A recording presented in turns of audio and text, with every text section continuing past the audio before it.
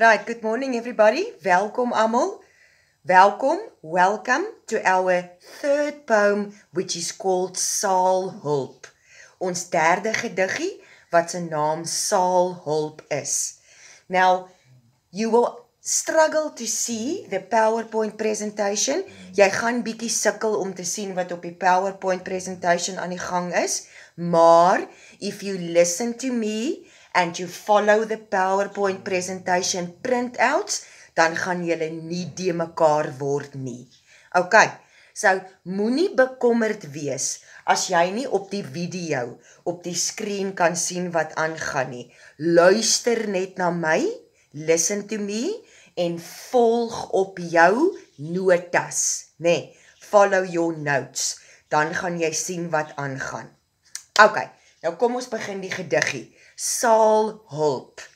Nou onthou jy soos wat ons altyd gesê het, Saalhulp en enige ander gedig, net soos sterrekyker, net soos huisie aan die rand, het 4 elemente, 4 elements, wat ons eers na moet kyk, voor ons die gediggie line vir line kan begin analyseer, analyse, nee.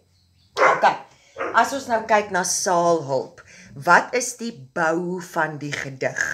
Hoe is my gediggie gebou? Alright, nou Saalhulp het 3 strofes of 3 verse en 22 versreëls. Onthou, remember, in Afrikaans there's nothing called like lines, nee, ons praat van versreëls. Goed. Die tipe gedig, the type of poem, is 'n liriek. Why? Hoekom is dit 'n liriek?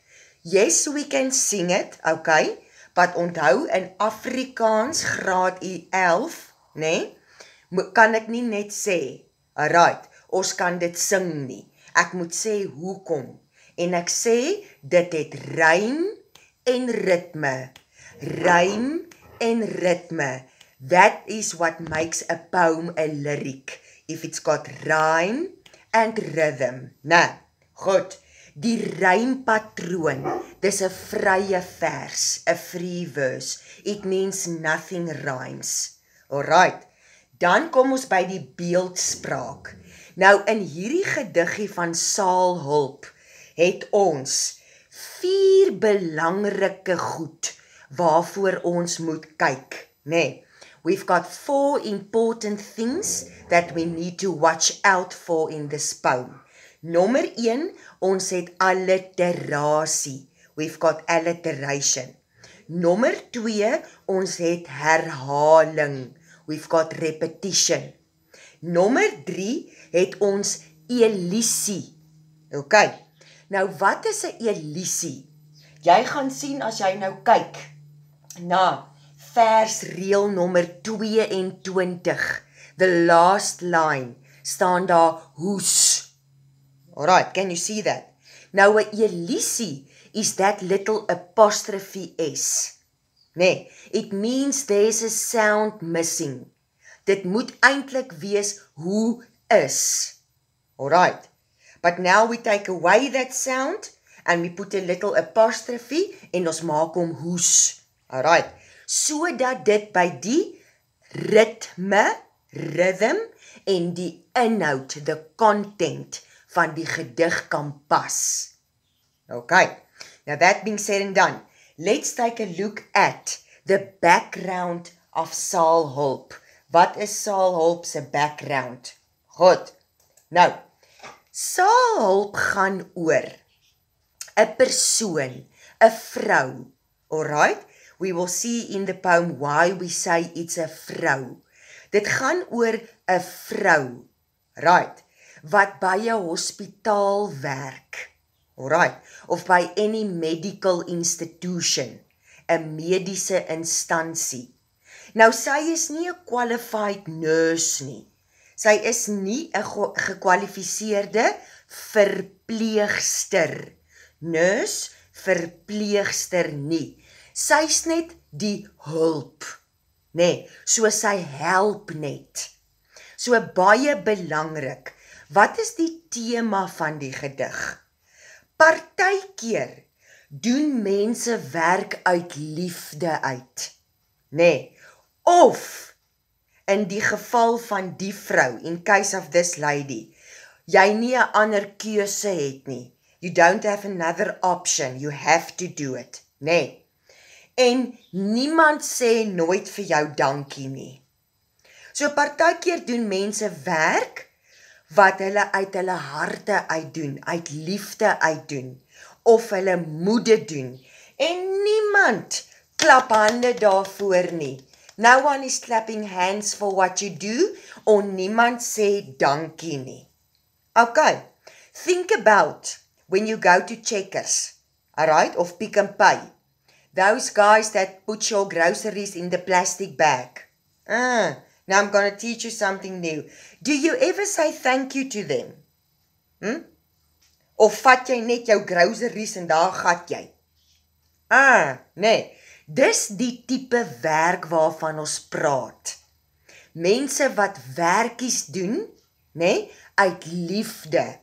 Alright, wat ons dink is simpel. En ons sê nooit dankie vir hulle nie. Alright, dit is die tema van die gedig. Goed, nou kom ons kyk na versreël 1. Versreël 1 sê, dis sy wat getaxie. Now I need you to underline, circle or highlight the word sy, en dit sê vir ons dat dit is moontlik 'n vrou. Nee, dis 'n vrou. And I need you to underline or highlight the word getaxie. Nou dit beteken die vrou is arm. Nee, sy spoor. Sy het nie haar eie kar nie. So sy moet gebruik maak van public transport. Alright. So sy moet vroeg opstaan in die oggende. Some of you might be able to relate to that, nee? En sy moet wag vir die taxi. Okay. Versreël 2, belangrik. Wat van ander kan die verbypad. Now I need you to underline or highlight van ander kan die verbypad. Nee. Dit beskryf, that describes, listen to my word, die sosiale, the social, omstandighede, circumstances, van hierdie vrou. Nee, sy moet van ver afkom, from far side the road. Okay, dit beteken sy bly baie ver van haar werk af. Okay, alright. Now, line number 3, underline or circle the words moes kom. Nou, daai twee woorde, moes kom, beteken, sy het nie 'n keuse nie. She doesn't have an option. She has to do it. Sy moes dit doen. Nee, alright. Maybe that's her only source of income. Miskien is dit al waar sy geld kry. Nee, so sy moet maar vir die taxi wag en van ver afkom, want sy het nie 'n ander choice nie. Sy het nie 'n ander keuse nie. Alright. Goed. Now, line number 4, 5 en 6. Nou, wat moet sy nou doen in die hospitaal? Nee? Wat moet sy nou doen? Goed. Sy moet verweerde wit lywe. Nou, verweerde wit lywe can mean two things. Nee. Alright. Verweerde wit lywe means that it is very sick people. 'n Lyf is 'n body. Dis baie siek mense. Hulle lywe is al wit. Okay. So, pyl. Wit is pyl. As jy baie siek is, dan is jou lyf so bietjie pyl. Alright. So, die baie siek mense, the very ill people, nee? Wat moet sy nou doen met hulle? Okay. Sy moet hulle was, she needs to wash them. Sy moet hulle voer, she needs to feed them, nee? Want hulle kan dit nie self doen nie.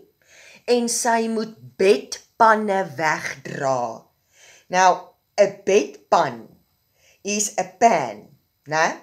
In the hospital, if you can't go to the toilet by yourself, okay, they put a pan underneath your bum bum, alright, and in that pan you need to poofy and pee-pee, okay. So her job is also to take die bedpan en maak dit skoon. Ja, nou sien ek julle almal, you are picking up your noses, eeuw, nee, maar dis haar werk, dit is wat sy moet doen. Sy moet die siek mense was, sy moet hulle voer, en sy moet bedpanne wegdra. Alright, nou, line number 8, en snags. Snags beteken in die aande, in die nagte, in the evenings, nee. As niemand daarvoor hande klap nie, dit beteken, when nobody sees it, and when nobody says, well, you're doing a good job. Remember, that's not part of a job. She does this out of love, in die nagte, nee. Wat doen sy? Sy vryf die siek mense se voete, nee, alright, en sy vat komberse, blankets, en sy gooi dit oor die mense as dit koud is, nee, in winter time like now.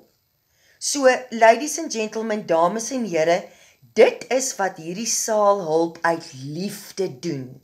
Haar werk is om mense te was, om mense te voer en om bedpanne weg te dra. En in die aande, wat doen sy uit love, uit liefde? Sy vryf die siek mense se voete en sy gooi vir hulle komberse, blankets oor. En niemand, nobody, klap daarvoor hande nie. Nobody says thank you very much, baie dankie. Okay, right. Strofe 2, stanza 2, vers reël 13.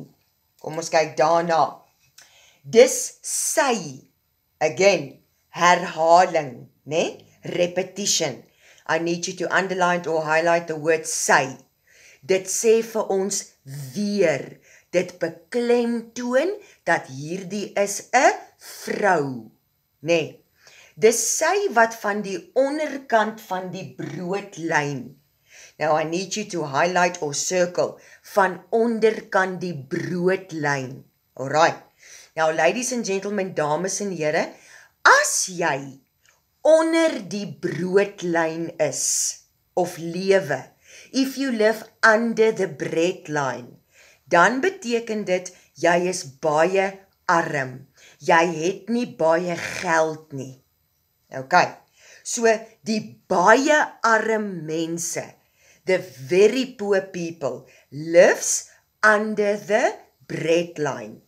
Okay, so dit sê vir ons weer, this describes again, this ladies, or this lady, sosiale omstandighede. Nee, sy lewe onder die broodlyn, sy's baie arm. So she needs the money. Sy het die geld nodig. Alright, sy het nie 'n keuse nie. And then again, in line number 14, underline or circle or highlight the two words, moes kom. Nee, en weer beteken dit, moes, sy het nie 'n choice nie. Sy het nie 'n keuse nie. Sy moet dit doen. Because obviously she lives under the breadline. Sy's baie arm. Nou, goed. Number 15 and 16. Om die fyn linne. Nou underline or highlight the word fyn linne. Nou fyn linne is 'n white sheet. 'n laken. A sheet in Afrikaans we call 'n laken. Nee. Opblaas oor ma se oë te trek. Now underline the word opblaas. Opblaas, nee, means the end. Okay, So met ander woorde, ma is dood. So if you are dead or if you die, dan vat iemand 'n wit laken, né? 'n white sheet en hulle trek hom oor jou kop. Né? They cover your face. Okay, dan beteken dit jy is dood. Alright. Now you will see in line number 16, ma is 'n hoofletter.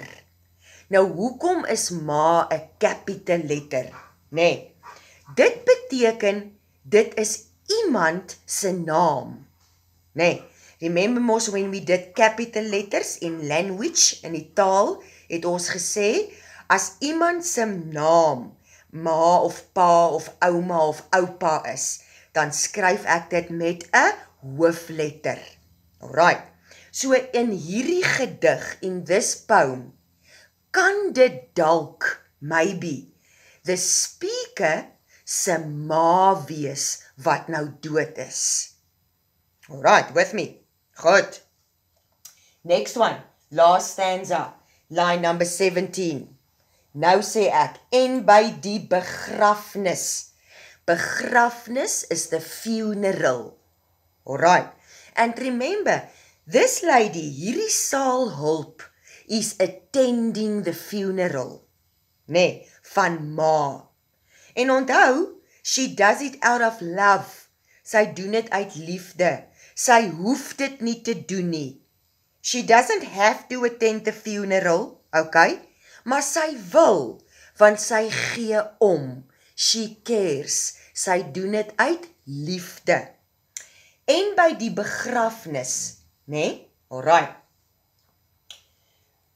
Oor die krummels. Krummels means crumbs. Now normally at funerals you give sandwiches, né? To the people to eat. Okay, after the service. So as die begrafnis nou klaar is en die dominee het nou klaar sy ding gedoen en hulle het nou klaar die koffin, die kus in die grond gesit, dan is daar mos nou 'n reception. Nee, okay. Dan kan jy jou broodjies gaan eet. Alright. So sy is ook nou by die reception. Hierdie saalhulp. Okay. En check nou, watch wat gebeur in line 19 to 22. Line 19, vra 'n kind. A child, 'n kind. Now I need you to underline or highlight the word kind, want dis baie belangrik, nee, alright. Why is the word kind belangrik? Nommer 1, nee, 'n kind is non-judgmental. Nee, in Afrikaans noem ons dit oordeel. Judge, oordeel. 'n Kind oordeel nie. Alright.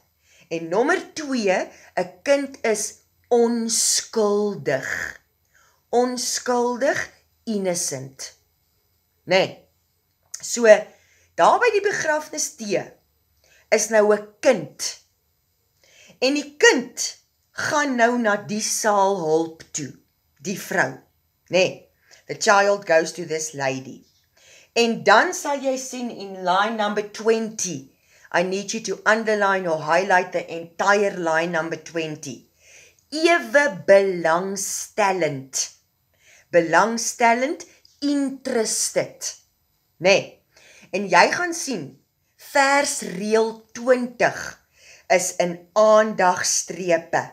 Nee, alright, daar's aandagstrepe. Ek noem dit 'n parentese.